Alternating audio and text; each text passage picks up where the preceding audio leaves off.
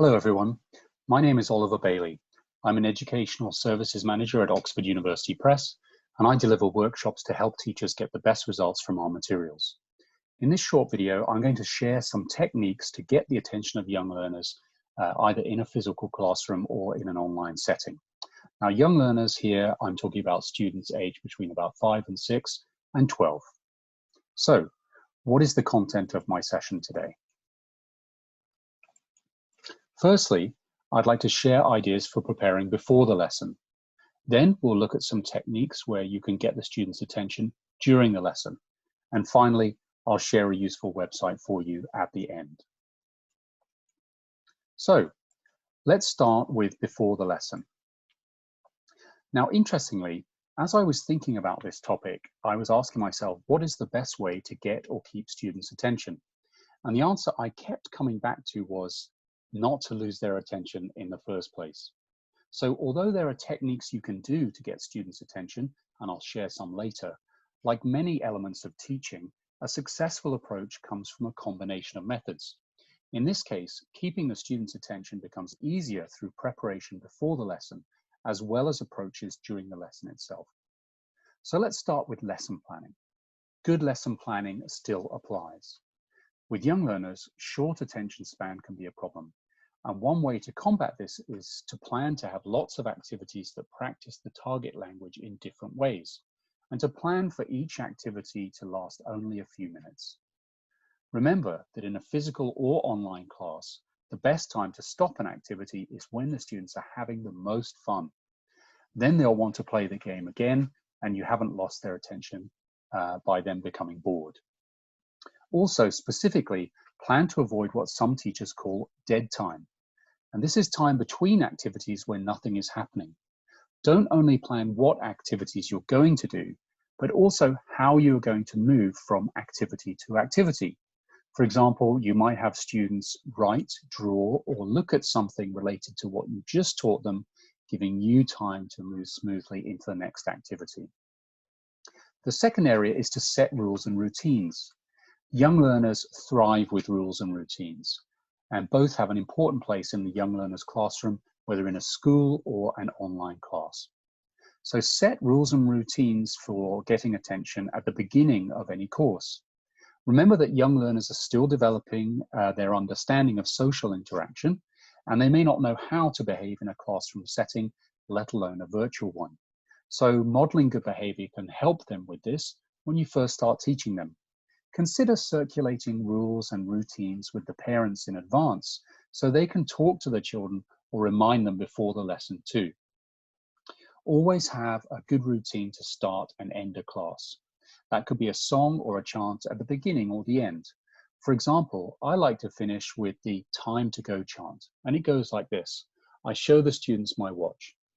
It's time for us to go. It's time for us to go. 1, 2, 3, 4, it's time for us to go. And the students copy me.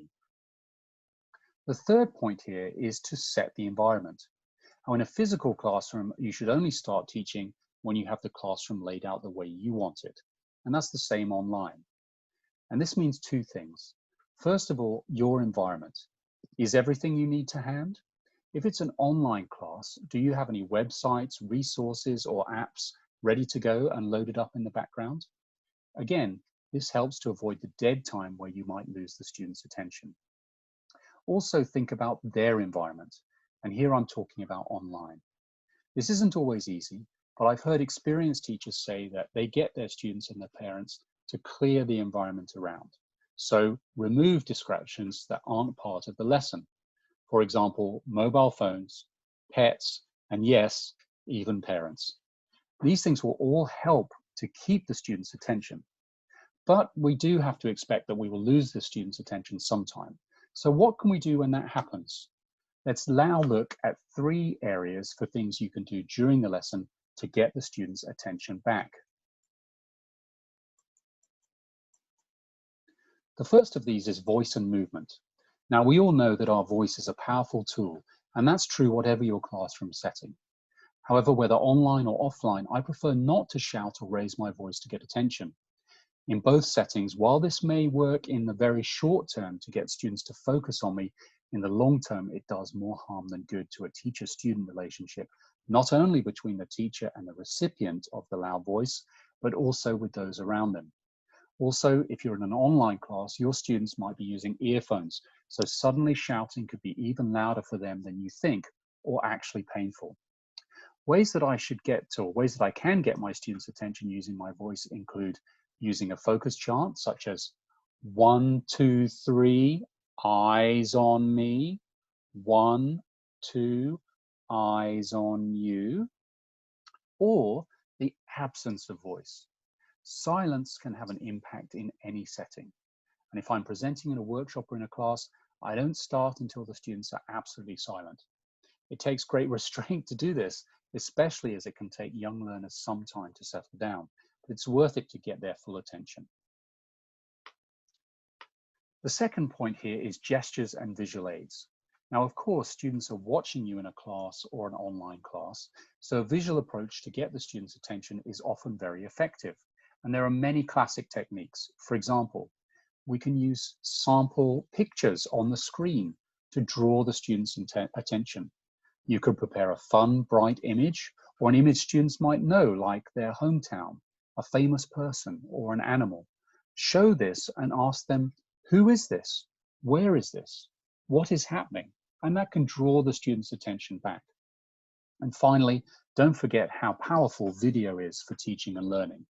Video shown in front of a class or on a screen can really capture the attention of students and focus them on what is in front of them. Now, my final piece of advice here is intrigue and excitement. So we can hook the attention of young learners by being mysterious. Most young learners are very curious and they want to explore things, especially when you have something they don't. Even if you aren't in the same physical space as them, I think we can use that curiosity. For example, a technique like what's in the box. And this is where you use a teacher box or a teacher bag with something hidden inside. And this could be something related to the lesson, or it could be a teaching tool. Either way, make the experience mysterious. For example, here is my teacher bag, and I use this with young learner classes. Students are never allowed to see inside, but this is one way that I get their attention and I introduce an element of mystery. For example, what is in my teacher bag today? Then I slowly reveal something to grab their attention. In this case, I'd like you to meet Dave the dinosaur. Now, Dave helps me teach by getting the students' attention on me, and he lives in my mystery bag.